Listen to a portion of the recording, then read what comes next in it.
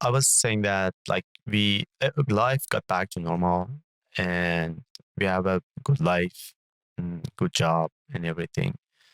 But still, uh, for most people, living in another country, basically, uh, leaving the family and friends, it's still huge. It has a really big impact uh, on your life. And I would say you can never forget what you left behind uh, when uh, you came to Canada, right?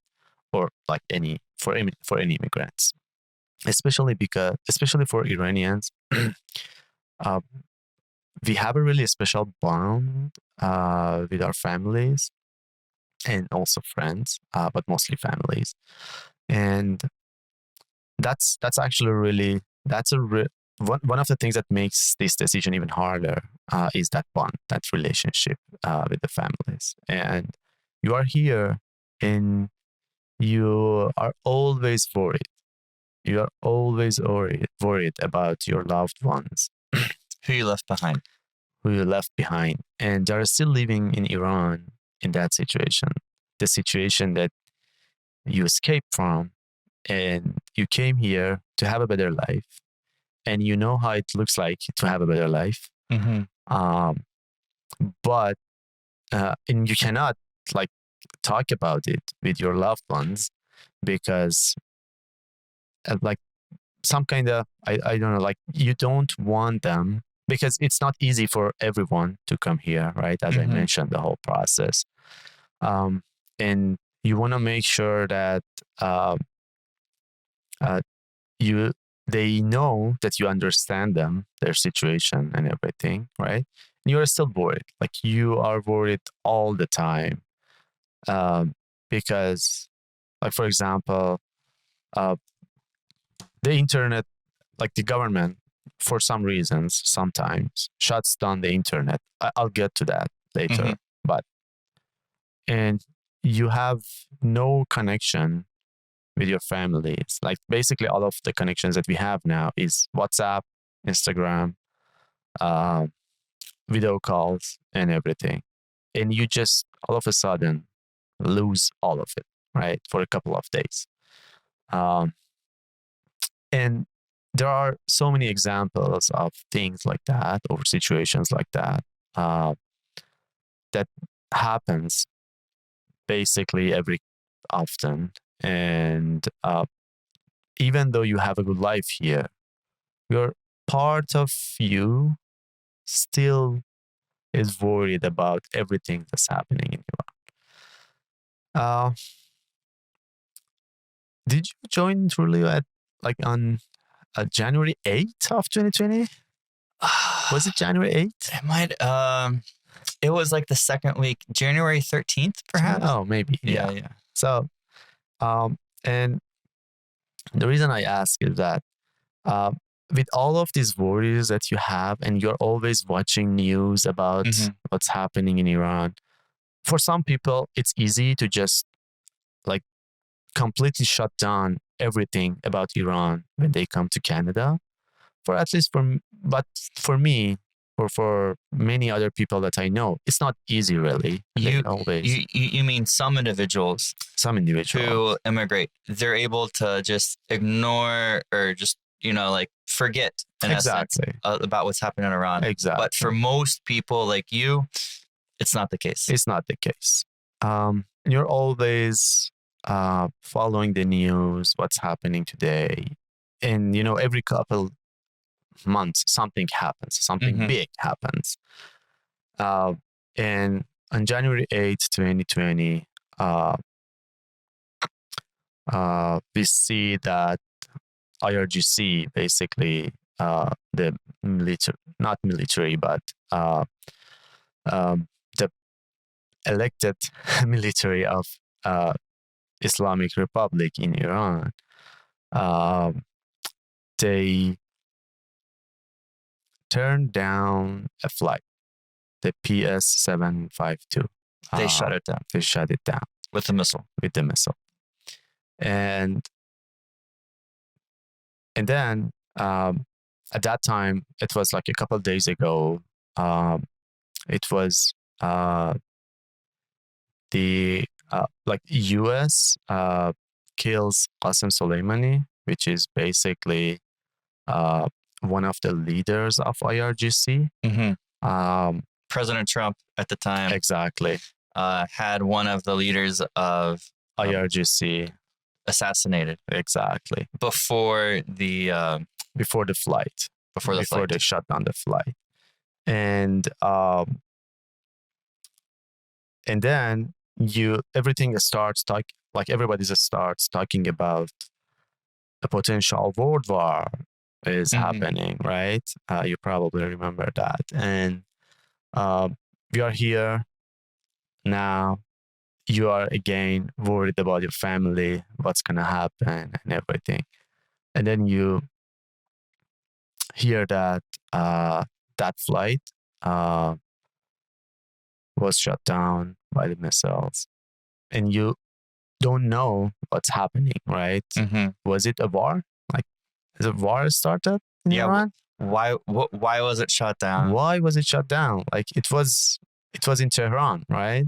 And there was a lot of people, right? Like, it was 176. 176. 176. A lot of them were Persians. A lot of them are Persians coming to Canada, actually. And a lot of them were Canadian citizens. Exactly. Basically Iranian, Canadian, some Ukrainian, because it was a Ukrainian flight. And yeah, that just like one of those moments that you start thinking again, why am I here? What am I doing here? And by that you mean why am I living in Canada having a good life and I've left the people behind? Exactly. Rather than try to improve the situation there. Why am I still? Yeah, exactly. And then, I mean, there are lots of mixed feelings in these situations. And I mean, you are again worried about your family, at least, right? And the whole the country as a whole. That is it a war starting? Like, who did shut down the flight? Why was it shut down? Why was it? Why did that happen? And it's in Tehran, right? It's not in a border of Iran. It's in the middle of Iran. It's in Tehran. So and is Tehran the capital? The capital. Yeah. Yes. And then everybody's talking about it was Iran who did that. But you always try in your mind not to believe it, because why would a government shuts down a flight with a lot of citizens in it, right? With a lot of Iranians in it. What kind of government can do that to the people? Yeah, it would be like Canada or the United States in Washington, D.C., shooting down a plane full of people. Exactly. Of their own citizens for no reason. Yep. And then it takes a couple of days until Canada, like, I think, finds out, like the first country that finds out it was actually missiles from inside Iran. And finally, the government has to talk about it, and they say, yeah, that was us, but they say that was a mistake. That was a human mistake. Yeah, they said it was they thought it was another missile that they were shooting down. Exactly, which doesn't make any sense, right? Yeah, because it goes up, right? It doesn't make any sense, like, right? It's not coming in. Yes, it's going up. And if it's a missile, it should have gone from somewhere outside country. Yeah, right? Yeah. That's what I mean. Yeah, you just realized it inside in the capital, Yes, and the trajectory is going because was it landing or was it lifting off? It was. That's what yeah. So it was lifting off exactly from inside the country. Exactly. And they think it's a missile. Yeah. Like, it doesn't make any sense. But you're always trying to ignore the reality before you actually know it, because you always want to think that no, there's no government that can do that, right? Do you know why they did it? What's your opinion of why they did it? I don't really know, to be honest. But it's this government has done a lot of other crimes, right? And it's one of them. It's one of the biggest ones, for sure. But they just do that in some situations whenever they think that something can happen and they might lose the power. They just do some crazy stuff. I'm not a politician, to be honest. Mm-hmm. I've never been. And I probably don't have a good analysis of what's their goal of doing that. But one theory is that because of the assassination of Qasem Soleimani, it could, they did that to avoid starting a fight with the US, which I don't know how that can avoid a fight with the US, a war with the US. So you mean what I think you're trying to say is they wanted to get revenge somehow. Exactly. And so rather than attack the US and then start a war that way, they said, we'll show them, we'll attack our own citizens because we can attack them without any repercussions. Yeah, I mean, I still don't know, to be honest. At that night, what they did was they attacked a military, what's called military location of the US in Iraq, in Baghdad. And when you say they, Iran did. Iran did, yeah. And then they were alert at that time, because there might be a revenge from the US. Yes, right? Yes. And somehow they did that to a flight from Iran to just it's gonna be a big news, right? Yeah.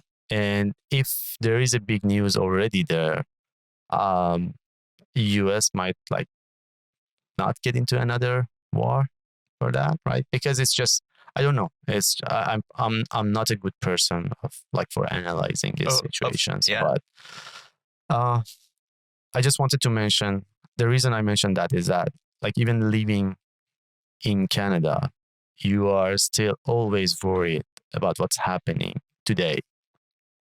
And that could be any day. Any day could be a new. It's a heaviness that you have. Exactly. You're worried about your family, your friends. Exactly. What's the future of the country that you love, right? Because I've know we've talked a lot about the political side and the difficulties, the challenges that your country has, but there's also beautiful things, right? That I'm sure you love Iran for a lot of reasons. Oh yeah. Iran, unfortunately, is kind of unknown to other people because of all these things during the past 43 years, right? And Iran is a beautiful country. It's really beautiful. And you've got to see it. And I hope that you can see it very soon, because we are doing a revolution. It's gonna be done